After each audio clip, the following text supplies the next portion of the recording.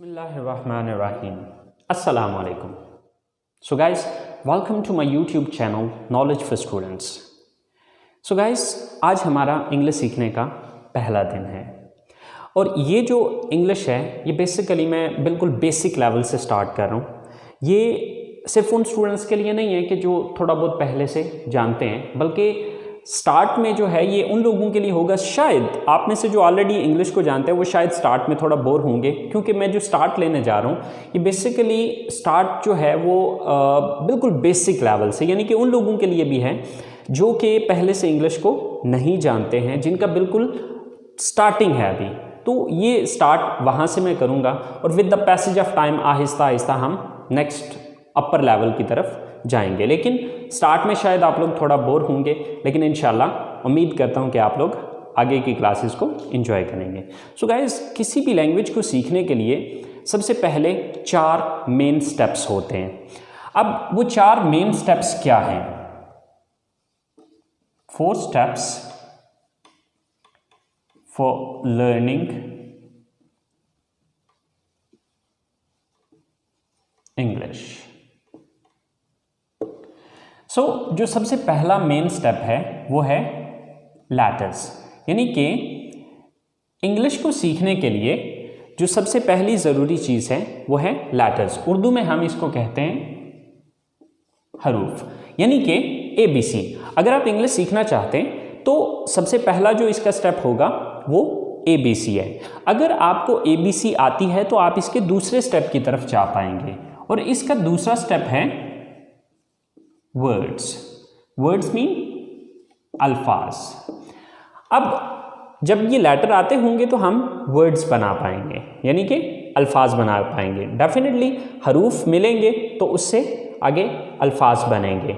अब अल्फाज मिलेंगे तो इसका तीसरा स्टेप बनेगा, यानी कि वर्ड्स मिलेंगे तो इसका तीसरा स्टेप बनेगा जो कि है सेंटेंस। अब सेंटेंस बेसिकली क्या है? जुमला। अब जुमला बेसिकली क्या होता है कि मुख्तलिफ अल्फाज को जो है हम एक तरतीब में लिख के एक जुमले की शक्ल देते हैं। तो सबसे पहला स्टेप लेटर्स, लेटर्स के बाद वर्ड्स, वर्ड्स के बाद सेंटेंस, और जब सेंटेंस सीख जाएंगे तो चौथा स्टेप जन्म लेगा या चौथा स्टेप हो पाएगा, और वो है स्पीच और पैराग्राफ।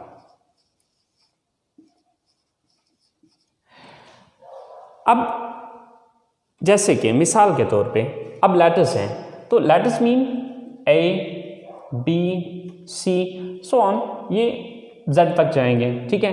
अब ABC आती होगी तो हम वर्ड्स बना पाएंगे।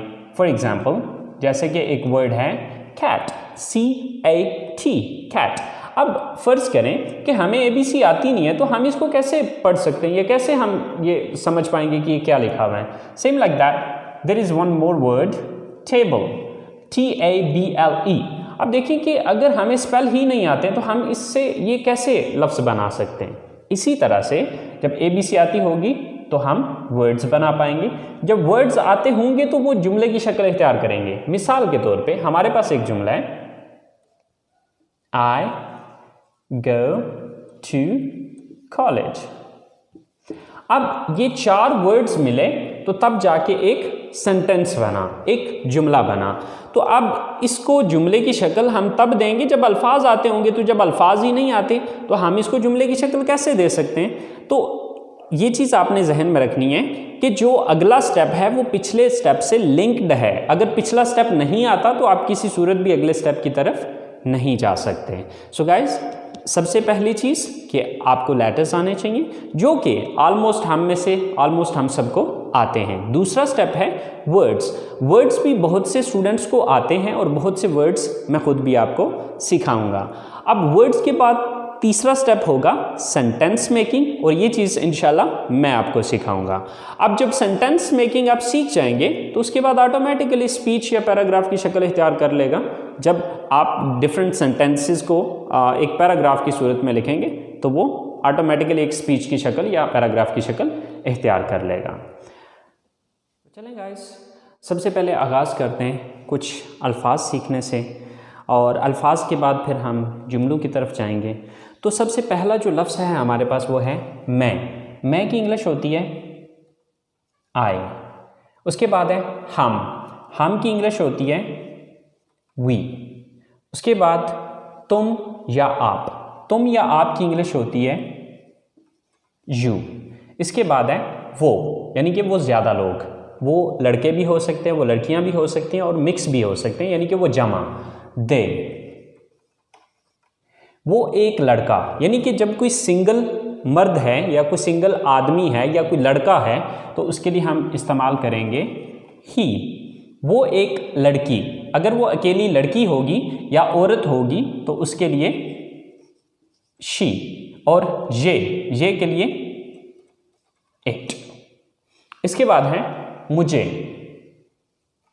की इंग्लिश है मी। हमें की इंग्लिश है अस। तुम्हें या आपको, इसकी इंग्लिश है यू। उन्हें, यानी कि उन ज्यादा को, देम। उसे, यानी कि उसे एक लड़के को, हिम। और उसे, यानी कि उसे एक लड़की को, हर। तो लफ्ज़ है जाना की इंग्लिश है गो। आना काम करना, वर्क खरीदना, बाय देखना, वॉच सुनना, लिसन बोलना, स्पीक पढ़ना, रीड लिखना, राइट पहनना, वियर खाना, ईट बताना, टेल पूछना, आस्क पकाना, कुक। सो गाइस, ये चंद एक अल्फाज हैं जो कि मैंने आपको बहुत कम से, बट ये बेसिकली हमने चूँकि अपनी क्लास का आगाज़ करना है तो अपनी क्लास का आगाज़ करने के लिए ये अल्फाज हमारे लिए बहुत हैं। आपने ये अल्फाज तैयार करने हैं। जब आप ये अल्फाज तैयार कर लेंगे तो इंशाल्लाह कल हम अगले स्टेप पे जा पाएंगे, जो कि हमारा अगला स्टेप है जुमला बनाना, सेंटेंस मेकिंग। जब ये हमारे पास अल्फाज होंगे तो तब हम जुमले बना पाएंगे। सो गाइस, आज का काम यहीं पे ख़त्म करते हैं। इंशाल्लाह ज़िंदगी रही तो आप लोगों के साथ अगली क्लास में मुलाकात होगी। अपना ख्याल रखिएगा। अल्लाह निगहबान।